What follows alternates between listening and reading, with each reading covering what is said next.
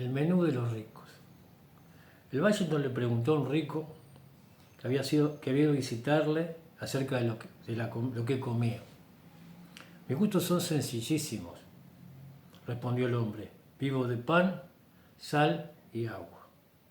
Vaya tontería. El Washington se mostró realmente furioso. Un rico tiene que comer como corresponde. Entre paréntesis, digo yo, como un rico. Los manjares más refinados, el mejor hidromiel. Su visitante no se marchó sin prometer que cambiaría su régimen. Sorprendidísimos, los Hasidín inquirieron al Washington acerca de los motivos del extraño consejo. Y él les respondió: si come manjares costosos, será capaz de comprender que los pobres necesitan pan.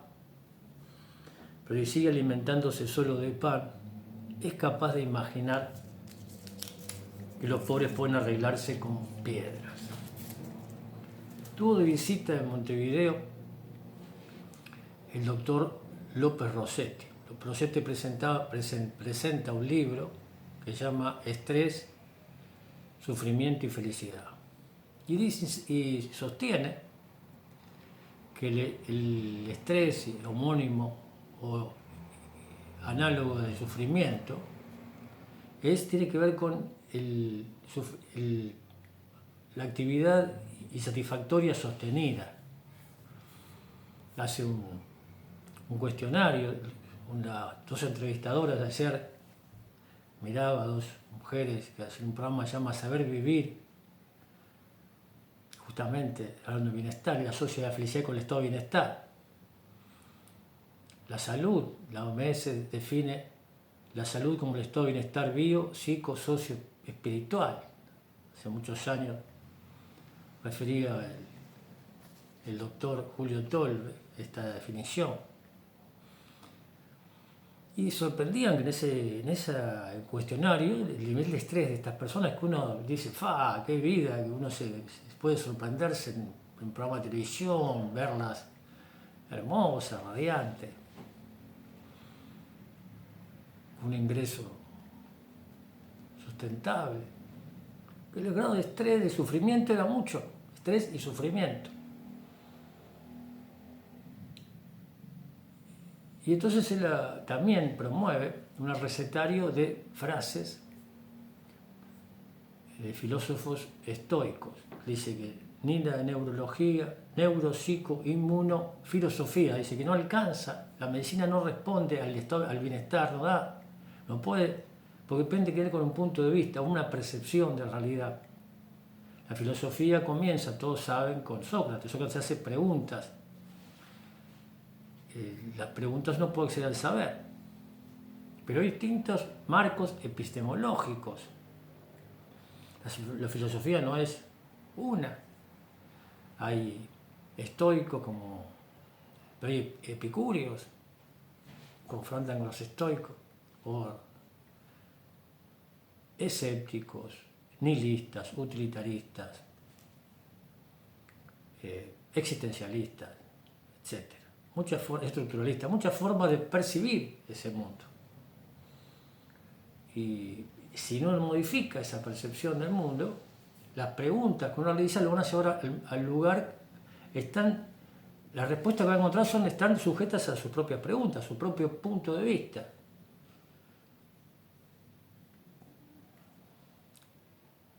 Y entonces esto griego el estoicismo, digo, la austeridad, Séneca, era latino, un filósofo, un pensador, no era griego, etc.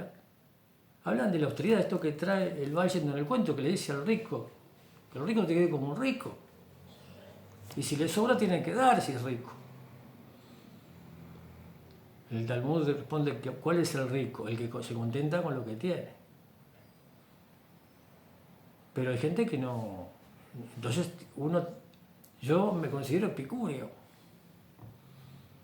epistemológicamente, desde el punto de vista, si uno podría hablar un maniqueísmo, porque hay gente que decía un compañero, que decía Francisco de Asís, y decía Facundo, digo yo, Facundo Cabral decía, que Francisco así decía, que cuántas cosas hay ir al mercado, usted ir al mercado, cuántas cosas hay en el mercado que uno no necesita. Pero hay gente que solo ve un refresco por televisión, o que necesita alimentos que no puede comprar, que no, ropa, abrigo que no puede acceder, conocimiento, desde el punto de vista intelectual que no puede escuela, formarse, vive en una casa precaria. Ese hombre vive, es director creo que del Hospital Municipal de San Isidro. San Isidro de la Panamericana hacia el río, es un lugar donde, claro, hay mucha gente que vive, no puedo decir, me animo a decir de forma superficial, donde hay abundancia, está el Yacht Club San Isidro, los clubes, pero es de la Panamericana para el oeste y hacia el norte. El San Isidro, ese San tiene muchas carencias, Virreyes, esa gente no puede ser estoica. Y ser epicurio en sentido, en contraste con esto, más allá, como marco epistemológico, punto de vista, tiene que ver con que, en términos de Kant, dice, obra de manera que la máxima de tu voluntad posee una ley universal.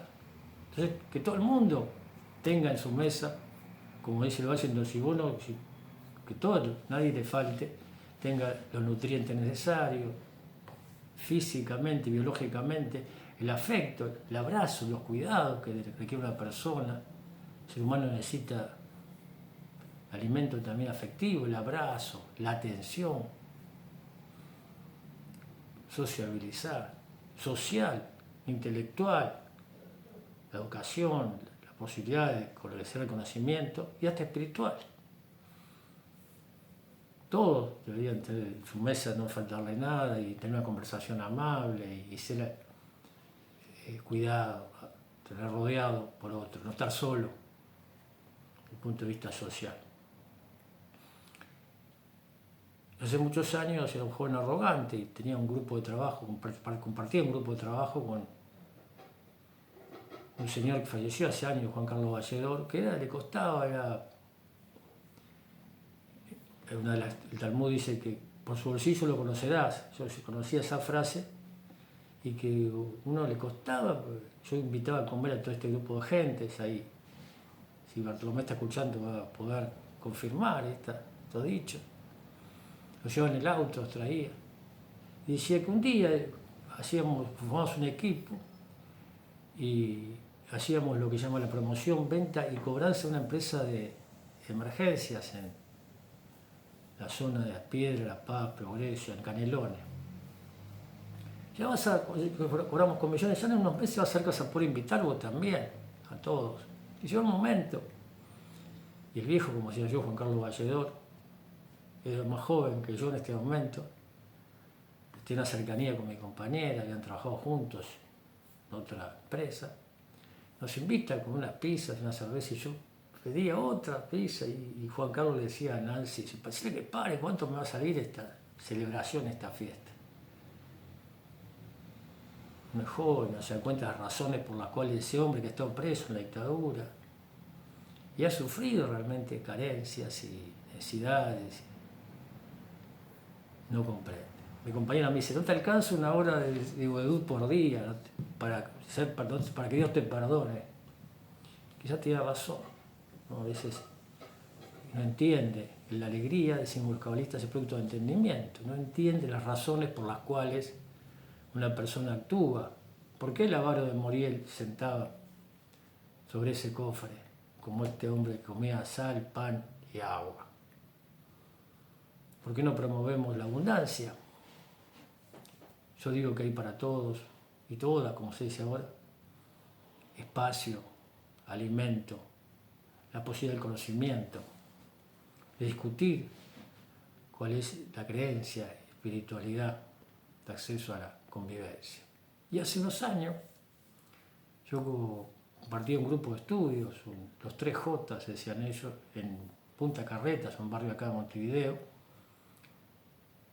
El doctor Julio Tolbe está uno de ellos, esa J, Joel, el otro julio. Está cumpliendo años estos días, el mes de Lul, el mes de la acción, la reparación, de la reflexión.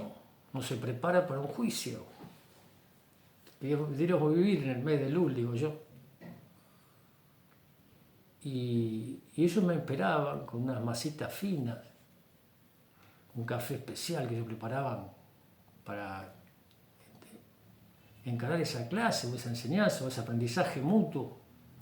Enseñando se aprende, decía Piaget, un pizarrón, y yo traía un asunto, un tema, y ellos me sacaban del tema y conversábamos sobre estas cuestiones, la espiritualidad y la ciencia, cómo la ciencia no da cuenta y tiene que ver con la respuesta espiritual o epistemológica, para sacarlo en términos de cómo el conocimiento nos sorprende. Esto que trae Feyerabend, cuando habla del pluralismo epistemológico, la posibilidad, la rareza del descubrimiento del conocimiento. O Karl Popper, cuando trae el fasciacionista que dice que no hay método para el conocimiento. No hay un camino, una conversación, una plática, o una canción, o una lectura, o un programa de televisión, o la conversación puede acceder, descubrir, sorprenderse de su ignorancia. Eso es el conocimiento. Sabe que no sabe todo, eso que decía Sócrates, no sé todo. Algunas cosas sé, otras no sé. Entonces, eran epicúreos, pertenecen a una institución que se llama Parvadomus, cuya diosa es la alegría. La alegría está por encima de la felicidad. La felicidad convencional es subjetiva. En hebreo el término osher, si uno analiza morfológicamente, una bab, el ser humano que le canta shir a la unidad. Es otra cosa felicidad en hebreo. La alegría es fruto de entendimiento. Cada fiesta dice Hag Sameach, que la fiesta sea la celebración, entiendas. Puedas alegrarte de eso que está todo ese año lectivo, las celebraciones tienen que ver con una especie de reflexión permanente. Y el sazón, el regocijo está por encima, que es absolutamente espiritual, la unidad. Eran epicúreos, se esperaban con esas masitas, ese café, y hablaban y había una sobreabundancia, no solamente física, sino también en el conocimiento, en la discusión. Uno promover esa abundancia en la discusión. Porque a veces hay gente que no tiene esa posibilidad, que no accede a ese saber, entonces no se puede promover la austeridad para aquel que tiene carencia. Entonces no puede esa actividad o ese sufrimiento que dice el estrés es una actividad que sostenía el tiempo insatisfactoria. Hay gente que tiene que hacer, no puede elegir lo que hace. Gente que no tiene elección, que tiene su libertad, podríamos decir, está muy acotada por decisiones de otro, de tercero, que pauta un orden,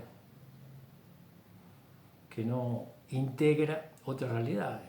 Como uno sale, percepción, decía él, entonces está contenido con la percepción, el verbo en hebreo para percibir es lekabel, que es, el Kabbalah es ese verbo conjugado en la primera persona del singular. ¿Cómo percibimos cada una realidad? Superficialmente, abrimos la puerta a otras realidades. La realidad está suscripta a un pequeño, cercenamos vínculos. Nos abrimos al conocimiento de otros, a otros discursos. Reflexionamos sobre otras creencias, analizamos los mitos, o estamos acotados, nuestra realidad está suscripta o limitada a vemos la realidad en nuestra realidad. O definimos la verdad de acuerdo a nuestra percepción de la realidad, nuestra realidad. Es una pregunta que uno podría hacerse. El libro es fantástico. Busca, López Rossetti como médico, entiende, me sorprende que la medicina no da cuenta hacia estado de bienestar. él habla de filosofía, yo de mística, con esa percepción, pero esa percepción me tiene que abrir, abriendo otras realidades, me permite a mí reconocerme en mi miseria. Eso es un hasid, una persona que es misericordioso y que reconoce que misericordia viene con el término en latín que es necesidad, miseria, y compadecerse la miseria hacia el otro, pero todos tenemos alguna miseria. Como dice el refrán popular, nadie es tan pobre que no pueda dar algo, ni tan rico que no pueda recibir.